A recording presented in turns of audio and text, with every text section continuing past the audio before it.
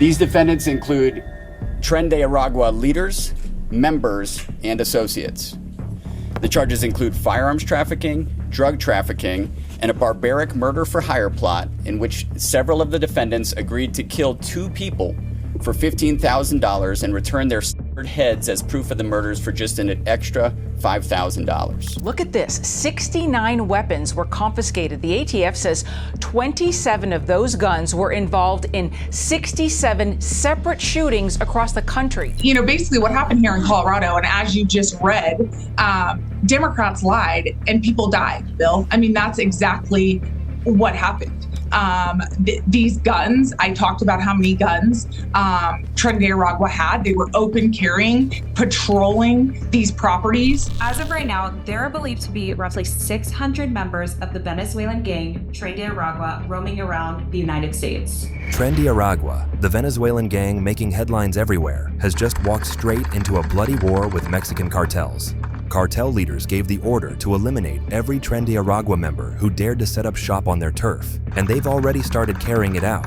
In just 4 months, at least 16 Venezuelan gang members have been hunted down and killed. But as violent as that sounds, it's only half the story, because across the border here in the United States, federal prosecutors just revealed something even more shocking in what they're now calling the biggest Venezuelan gang bust in American history. So now, we have to ask, does this end with a few bodies in Mexico, or are we looking at the start of a cartel war that's about to explode across the entire continent?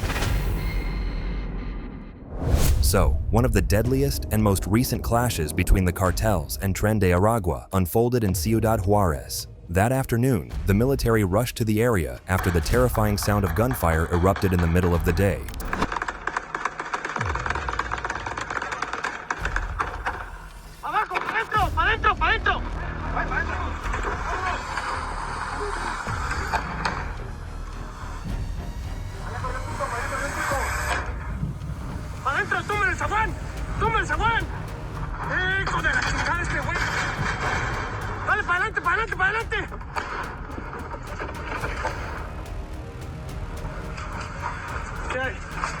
But by the time the soldiers moved in, 3 Venezuelans, later confirmed as Tren de Aragua members, were already dead on the ground. But the horror didn't stop there. Just a short distance away, soldiers discovered 3 more men, badly wounded but still alive. They were later identified as Gayor, Bass Wilson, and Gabriel, all undocumented migrants tied to the gang.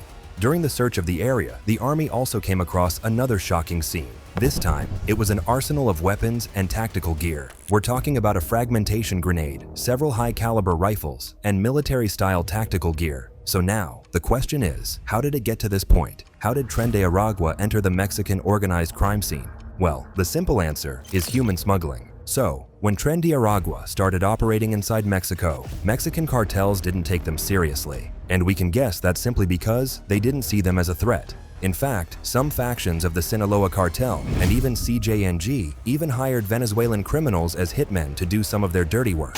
They were seen as disposable muscle, nothing more. But everything changed when Tren de Aragua stopped working as hired guns and started running their own migrant smuggling business. You see, Mexican cartels have long controlled the routes that migrants take through Mexico to the U.S. border. So Jorge was laying out these drain systems that are being utilized. Who are the migrants that can actually afford to pay for this type of smuggling? Because it truly does not come cheap. And so these individuals are not necessarily your run-of-the-mill illegal immigrants that are coming in, to find work. A lot of them are individuals that have a lot to lose by getting caught. So they pay these enormous amounts to ensure that they come in, possibly even terrorists. Each migrant pays between $12,000 and $15,000 for the journey, sometimes even up to $20,000 if they're coming from as far as Asia or Europe. You can tell it's an incredibly profitable industry, right behind narco smuggling. But Tren de Aragua undercut those prices. Migrants reported that Venezuelan smugglers charged them far less, sometimes half the usual amount. So naturally, more and more people started choosing them over the cartels. And here's another twist. Tren de Aragua wasn't just trafficking migrants, they were also recruiting them. Many of the people moving through Mexico, undocumented, already desperate for money and safety, were offered deals. So instead of paying full smuggling fees, they could work for Tren de Aragua. Some ended up helping them smuggle narcotics, others were used as contract killers, and some were pulled into schemes like extortion or vile exploitation. This mix of cheaper prices, fresh recruits, and rapid expansion became a direct threat to Mexican cartels' power. And that's when the cartels gave the kill order against Tren de Aragua because the gang was almost overriding the cartel's operations, even inside Mexico City. But while Tren de Aragua was fighting bloody battles with cartels in Mexico, their presence was also being felt just across the border in the United States. And what happened next shows why authorities on both sides are now calling them one of the most dangerous transnational gangs operating today.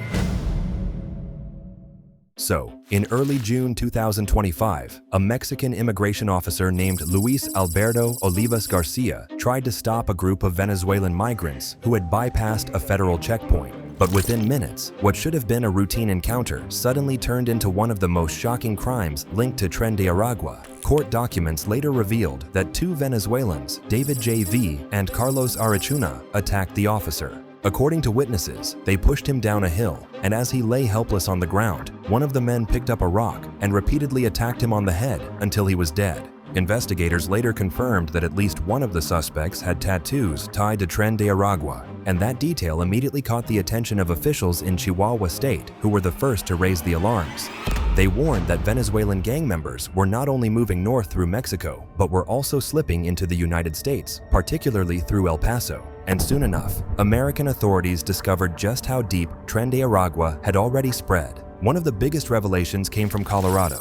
In Aurora, just outside Denver, federal prosecutors announced what they called the largest Venezuelan gang bust in U.S. history. In a single coordinated operation, 28 Tren de Aragua members were arrested and 30 people indicted on serious charges. The arrests came after a 10-month undercover investigation involving the FBI, DEA, ATF, ICE, and local police. Agents seized 69 firearms, including rifles modified to fire fully automatic, along with large amounts of fentanyl, cocaine, and amphetamine. But the detail that shocked the public the most was this. The charges include firearms trafficking, drug trafficking, and a barbaric murder-for-hire plot in which several of the defendants agreed to kill two people for $15,000 and return their severed heads as proof of the murders for just an extra $5,000. That detail alone showed just how ruthless and brazen Tren de Aragua had become on American soil. Undercover agents even reported that some members casually compared murder to a game of golf, treating killing as nothing more than a sport. So how did investigators uncover all of this? It all started at an apartment complex in Aurora. Take a look at this really disturbing video. It has been making the rounds, going viral. This is out in Aurora, Colorado, and it's one that is making headlines, of course, all over the country, where the mayor of Aurora says Venezuelan gangs are overrunning apartment buildings there as part of an organized criminal effort. Before that video surfaced on the internet, locals had been complaining for months about armed men storming their apartments and intimidating residents. Families who lived here were in constant fear for their lives and couldn't sleep with both eyes closed at night. At first, many brushed it off as political fear-mongering, but when agents dug deeper, they found an organized criminal network that went far beyond petty crime. This case also revealed how Tren de Aragua operates like a parasite, taking over neighborhoods, recruiting from migrant shelters, and embedding themselves in communities. And once the gang's leaders were taken down, the change was felt almost immediately. Authorities reported a 75% drop in crime calls around the Aurora complex in the months following the arrests. Families who had been too scared to even open their doors finally felt safe again. But even as prosecutors celebrated the takedown, they admitted this was only one cell of a much larger organization spread across multiple U.S. cities. The Colorado operation even went international. The U.S. Attorney for Colorado identified 3 believed to be TDA leaders, 2 who were tracked down by agents in Colombia.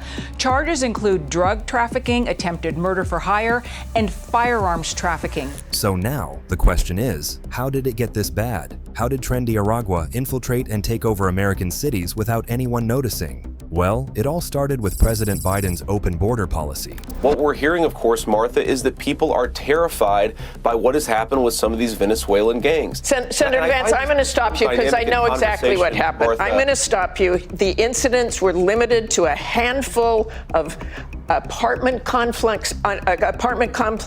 Only, Martha, do you hear yourself? Only a handful of apartment complexes in America were taken over by Venezuelan gangs, and Donald Trump is the problem and not Kamala Harris's open border? The story of Tren de Aragua in recent memory inside the United States started during the Biden administration. That was the period when America saw record waves of migration at the southern border. And in that chaos, thousands of people entered the country every single day, and hidden among them were Tren de Aragua members. Many of them posed as asylum seekers, blending in with families and migrants who were genuinely fleeing hardship. And because border officials at the time weren't fully aware of how dangerous Tren de Aragua really was, many of its members walked straight into the country without raising alarms. Once inside, the Venezuelan gang didn't stay in one place. They spread out quickly, targeting the very same migrant shelters that gave them cover to enter.